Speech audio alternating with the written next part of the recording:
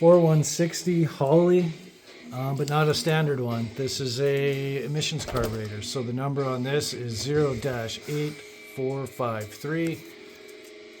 Here's your numbers on it. Kind of a weirdo carb. These were 70s and designed to bolt on in California to meet emissions. Really kind of a different carburetor. It's definitely not a standard 4160. So we'll start with the metering blocks. These are known as a reverse idle carburetor. So when you turn them in, normally that's lean. Turn them out, normally that's rich. Correct? Wrong. Not with these ones. So you turn them in and it makes them rich. You turn them out, it makes them lean. So it's backwards. And come to find, I did some research, and these idle screws, when you turn them, they lean, instead of the fuel mixture, they lean an air passage. So that's new. Yeah. Another thing, as far as my carburetor went, the throttle arm, main throttle shaft, the arm was just fucked, and then I tried to fix it and it was janky and whatever, trash, right? So I went out and got a used 4160 base plate. The throttle shaft bushings on this were loose. Okay, so that headed me down this road. These were loose as well, and whatever, right? And probably ran into another problem, because we'll look at this. So you see how, right here, we're looking right here, okay? Take a picture with your brain. This is the original base plate for the emissions carburetor. Now, what I'm looking at here is this half moon and this half moon, okay? And if we look here, there's a complete absence of half moon shaped stuff. So slightly different, very similar, bang on with most of the passages.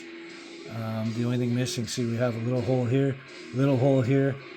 Somebody has blocked this one off, and there's nothing here. So, in fitting my shafts, I found that my shafts fit better in this housing, which seemed rougher than this housing, which, I mean, go figure, right? But whatever, they're tighter in this, we use this. And then also these half moons got me to thinking, maybe I should just run this fucking thing.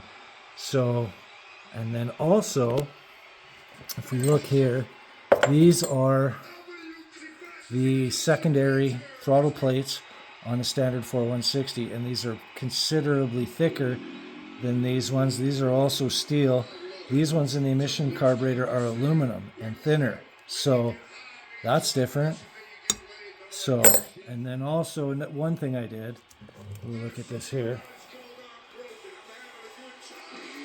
So if we look, I've got quick fuel, low profile. These are a high flow screw, and I just had them. I got lucky and I had them kicked around, so I'll put them in. And then also the shaft on this, the secondary shaft, see that shaft? It's low profile, and that was in this base plate. Okay, my secondary shaft from this carburetor was like this one. See how that's big and fat? Okay, look at this. So thinner plates, lighter plates, thinner shaft, thinner screws. We'll see what this does on the secondary side, but it should mean more air. So that's kind of cool. But other difference, if we flip this thing around here, and we flip this one around, anybody knows anything about these emission replacement carburetors, by all means chime in, because this is one that's got me. I have no idea. And I looked, see the jet on this crossover? See how there's a complete lack of jet? No threads, and this is threaded. So, and I thought, well, maybe somebody jammed this in. So I go looking online, I look up these carburetors, new from the factory, images, everything. All these emissions carburetors have this jet in the bottom. And it's a pretty small orifice. We're going to hold this up to light so you can see. See what I'm saying? So, but then again, let's go like this. Let's take the carburetor, because I was thinking, well, maybe this has got an adjustable air bleed on it, like old Holleys and Holley Ultras and shit. But if we look, we can see it just dead ends. You probably can't see. It just dead ends right in there, see?